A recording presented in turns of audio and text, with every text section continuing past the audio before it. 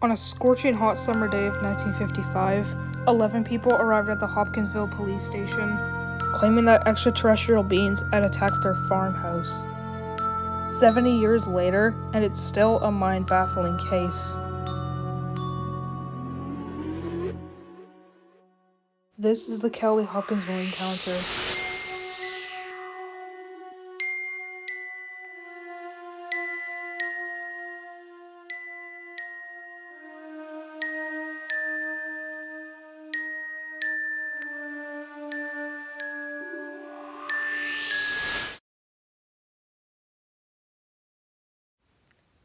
This event occurred on the evening of August the 21st, 1955, when 8 adults and 3 children were at the farmhouse of the Sutton family, located between Kelly and Hopkinsville, Kentucky. Then a family friend known as Billy Ray Taylor went outside to go fetch some drinking water from the water well. As he retrieved the water, he claimed to have seen a flying saucer streak across the sky. It was a round, metallic object with rainbow-colored streaks before it landed a little over 0.8 kilometers away from the farmhouse. He ran into the house and told everyone the story, but he was met with laughter. He went back outside with another family member named Elmer to point out where the spaceship had landed. There were no signs of a spaceship, so they were going back inside the house. As they did so, they noticed movement in the nearby trees. They ran back to the house and arbored themselves before coming back outside to see what they were. The 2 men came to confront the individuals. They were finally able to see what was emerging from the trees, little gray men. They were 3 feet in height. They had oversized eyes, large pointy ears, long arms with talons, and a shimmering silver-green appearance. The 2 men then ran into the house, slamming the door behind them. Glennie, who had been sitting in the parlor with everyone else, rushed into the hall and demanded to know what the disturbance was all about. "Something is in the woods near the house," he replied.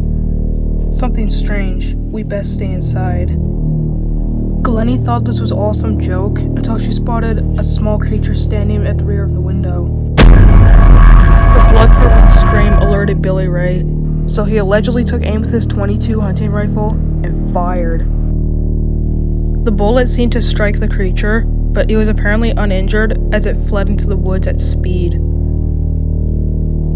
And then Billy Ray decided to step outside onto the porch, when all of a sudden, a long, thin hand with long talons reached down from the roof of the porch and grabbed his hair.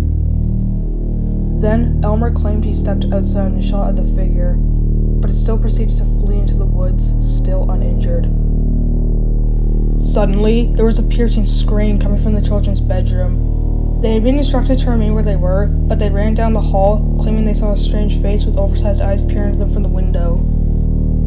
Elmer asked his mother to take the children back to the bedroom and suggested that one of the family members, John Charlie, accompany them. Another piercing scream rang out as one of the strange faces had appeared at the window in the back room. John claimed to have unloaded with his .20 gauge at that point.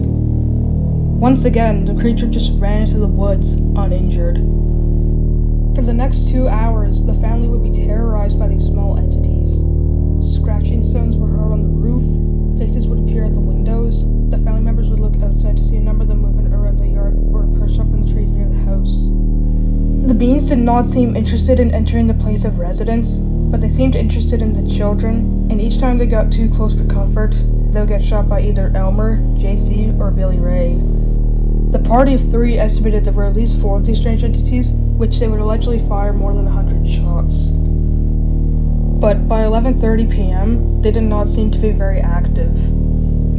Assuming that maybe the creatures had left, the family filed into 2 trucks and drove to the police station in Hopkinsville.